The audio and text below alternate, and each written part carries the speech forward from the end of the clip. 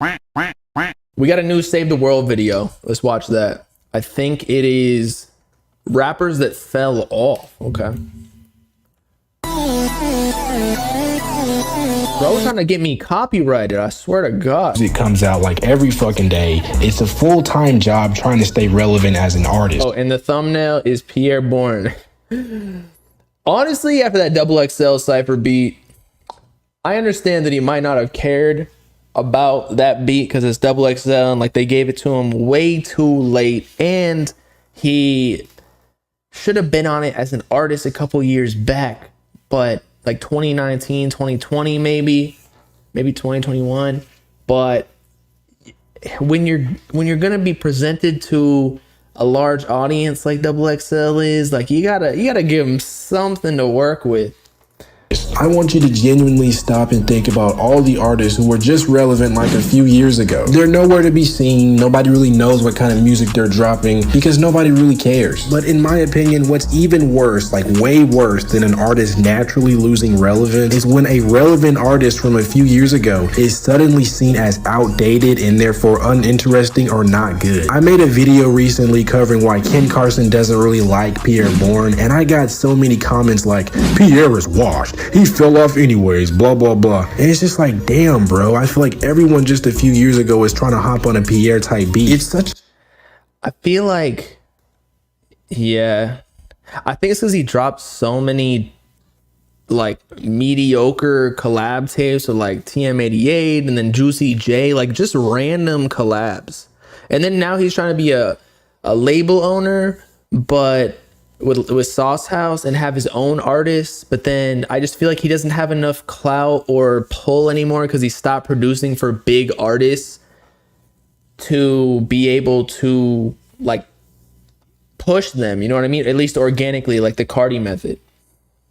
It's like a crazy concept. It's weird that people will genuinely not listen to And now I will smack you, Eggman, in Rocket League. Are you kidding me? An artist because they aren't as popular as they were a few years ago, and they aren't seen as cool and trendy anymore. Like with Rage. 2 years ago, this was like the hot new sound. Everybody was trying to hop on this. Now people don't like it. It's considered oversaturated, and people think you're corny if you hop on a Rage beat, which kind of sucks because we switched. I mean, isn't that how trends work? Once something gets overplayed, then it's not cool anymore because there are too many people hopping on it. And then that's with everything, though. It's not even just music. Like, if everybody starts rocking, I don't know, like the Rick Owens shoes and shit. Now everybody's got it, so it's not cool anymore. So you got to wear something else. Like, that's the whole point of being cool in a way, because not everybody can be cool. Out artists with energy and personality for like generic little baby clones who can barely complete a sentence, who just run the mainstream, always getting playtime. That shit is getting boring. Gang rap and drill is getting so overplayed and so boring. Anyways, let's go. I agree with that for sure. Over some artists who actually fell off and why.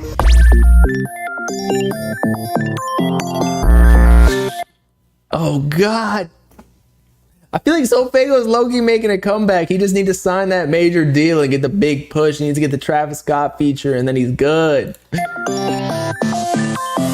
While SoFaygo is definitely making a comeback by painting a fucking plus sign on his face, like, you have to admit he's fallen off. He's not at his peak right now. Because for some reason, him and his team thought it would be like a great fucking idea to drop no music for almost 2 years. I feel like all the melodic artists from the quarantine era like Faygo and Kobe. I talked to his team, and like, it wasn't them. It was SoFaygo that wanted to like wait, because I mean, I don't know this for a fact. This is not what I talked about them with, but I feel like he was just unsure. Especially the longer it gets, you get more and more unsure because you're not really tapped in with your fan base, and you got to drop something perfect. It was the whole Uzi Pink tape situation that we talked about in a previous stream, where when you wait 2 whole years, you kind of fucked yourself, because now you got to drop something big. You can't just like, you know, give them a little mixtape, just something to eat on, and it sells 50K, and then everybody calls you, they tell you fell off, like what the video is talking about. So That's why, low key, when you're growing, you just gotta keep dropping so that nobody can say you fell off. Even before he went fucking AWOL, really missed their window to really break into the mainstream. They were either seen as TikTok gimmicks or they signed shitty deals. So now they're in this weird spot where they're not completely irrelevant, but they don't have a lot of genuine attention either. I mean, that was also because a lot of the 2021 SoundCloud generation, I'm not going to name names, but you know, like everybody that was popping at one point and all over the Instagram pages, it was paid, bruh. It was paid. All of them were getting posted on these pages because the label was pushing them and getting them all the likes and keeping them relevant and whatnot, or like getting them SoundCloud features and getting, because labels can get your songs to like #1 or like Hot 100 on SoundCloud, and then that carries over to other platforms because everybody thinks you're popping. And like low key, you just need to make the fans think you're popping, and then you'll start popping. But you gotta do it in a different way nowadays than back in like the early stages of social media, where you just have a bunch of fake likes on your Instagram. Like it gotta look like organic hype. That's the sauce.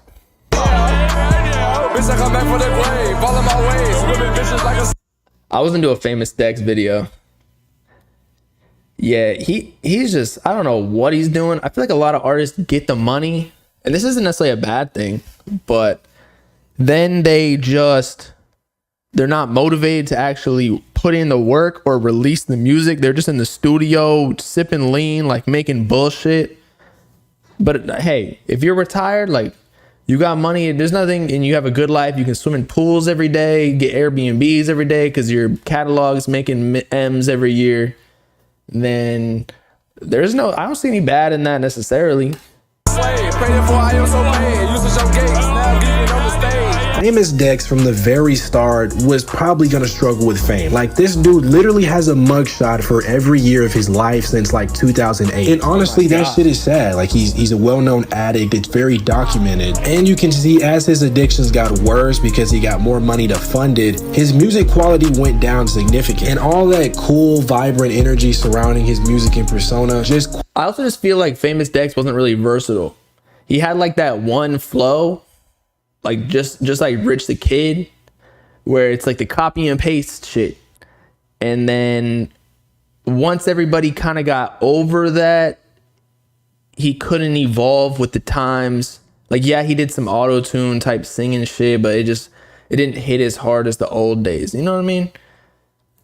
quickly faded away. Hopefully he's doing better now, like genuinely, but at the end of the day, it is what it is. Yes, all those. That's exactly what I was talking about before. Like all the 2021 generation.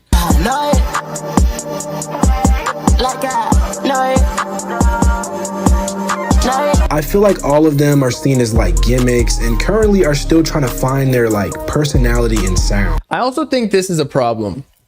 When a rapper is too young, they get young fans and audience, but it's harder for people like me to listen to a lot of the teen rappers because it sounds like Kid Bop type music. And so I just can't justify listening to that by myself. And a lot of them, they'd get mad at me when I said that on stream, or like just said it in general, or just didn't listen to them or didn't like post them. I'm like, dude, I can't get into it. I'm not 16 years old. And so I feel like it is a detriment. I know rap has a lot of artists who come in super early, like super young, like they're 16, 17 years old, but low key, I feel like the sweet spot is like 18 to 22, where you're still young, but you're like becoming a man. So like you make more mature music in a way. Like, I don't know how nobody has pointed out that Slump 6 has changed his accent and like swag like 50 times. I think the truth is, again, they're just seen as gimmicks. They're seen as TikTok rappers. And I want you to really think. Also, when you're a kid, that's how you do things. Like this probably happens to y'all too, but like when I watch a TV show or a movie, like that'll be my personality for like the whole day or like week. I'll just like act like the people in the movie or have the accent. and when you're a kid, you're very impressionable. So if you hear something that you like, you're very malleable to change how, like, who you are. It's not, again, till you're 18 to 20, 22, you're like kind of solidified and you know who you are. Think about this. Every kid in high school is making music just like them now. Same formula, same presets, and every one of their clones is getting a hit song on TikTok like every week. And with cases like Cash Dami, they're not really doing anything new at all. Like, their music is very copy, paste, and generic. Very rarely do they switch it up, which kind of hurts you as an artist because, like, nigga, this sounds like everything else you've ever released. I think it's cool that stuff like BandLab has enabled kids to like make music way easier than it was before. But now we've also got a bunch of TikTok one-hit wonders who will probably never be seen or heard from again. I also think rappers from this era realize that the rap industry for mainstream rappers is pretty shitty. Also, these niggas are just fucking weird. Wayne is my favorite person to work with though, because it's just, ooh, Little Wayne's just too good. Baby, just make me come, then don't make a sound. Hey, X? I'm trying to figure out who. Well, X didn't really fall off. He just passed away, bro. What? yeah. With the rise of artists like X and Suicide Boys, there was a lot of people who emulated that sort of edgy, hype, screaming sound in there. I feel like they didn't really fall off. Like, Members Only definitely fell off, but that's just because their leader passed away. So yes, they all fell off, but that was for a different reason.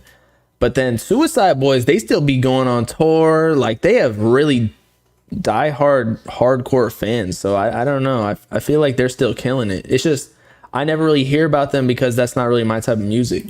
And that pretty much ruled rap for a while. But now obviously that whole sound is dead. Even the artists themselves admit that it's kind of died out. And generally speaking, it's kind of hard to see these guys making any kind of comeback, like, at all. I genuinely think that the sound just naturally ran its course, and all the elements we liked about it growing up have been taken by other artists who have evolved it, which means that the older music that it was inspired by is just kind of unlistenable now. It's kind of like downgrading. I also don't think any of the artists from this scene are marketable at all in this TikTok era. Personality wise, they were all on that. I want to get like some examples. Is he talking about like Wi-Fi's Funeral, like those type of people? That emo philosopher sort of thing in terms of lyrics and personality, like X was. Oh yeah, like Tokyo's Revenge type, like talking on IG Live, like, yo, bro, open your third eye. You got to be conscious. Like, I see spirits. They're telling me to do this. Like, listen to the vibrations of the songs. It makes you feel different. And that shit is just not very interesting to current music fans who are more interested in whatever is trendy and meme worthy. And most of these guys have not adapted whatsoever to this new sound or era. The only guys who really have are artists like Suicide Boys, and that's probably because there's a new like funk wave going around on TikTok, which leads to newer fans of their music. But who knows, maybe like in a few years we might have a revival, and I don't know, fucking Icy Narco might make a huge comeback and lead rap into the future. Who sucks? So if you don't know who Sid Shine is, he first got... I don't think he was ever really up, bro. I don't know if he fell off. He just never was anything. Like, I feel like he was known as the promo rapper, you know, like always posted on these opium pages. And so that's how he kind of got a little clout, because eventually it just he got some fans just from thousands of dollars on promos. I don't know if he ever had like an organic thing going though. Popular off of this snippet that was just going around everywhere on Instagram. Now that was going everywhere on Instagram because it was paid, bro. No hate, but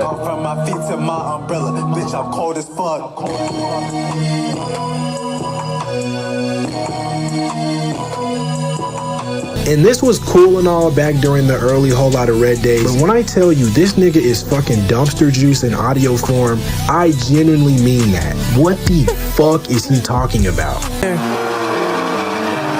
Jesus, take the wheel. Driving through a portal, I'm in another world. This shit look familiar, it's Wonderland. Driving through the clouds, dodging Thunderman.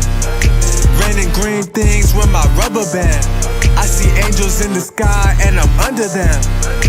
I hope I ain't dreaming, I hope this shit real. And you know, this dude obviously bots his music videos. He's not that talented. And relevance wise, he's only It could be ads. It could be ads, not necessarily just botted. really known for being a decent opener. Sorry about this, guys. I forgot the rent was due in like 4 days, so we're gonna be listening to this random Indian guy who paid me $20. All right, what's up? This is Glare. Oh my god. Man, how much you paying for promo, bro? I gotta run up this bag too on YouTube. Nah, I'm playing. I don't really do promos on YouTube. I feel like it. Did he at least get it to 8 minutes? Yeah. So he got multiple ads on there. 8:42. I know the whole sauce behind it. But yeah, those artists fell. I would say Suicide Boys didn't though. Like they still be doing shows and tours. I think they had some sort of stat last year, the year before, where like they had one of the highest grossing shows or tours. I mean, like they were really killing it. So they're just a different niche / genre. So we don't really hear about it, but that doesn't mean they really fell off. And I think he kind of gave that caveat as well.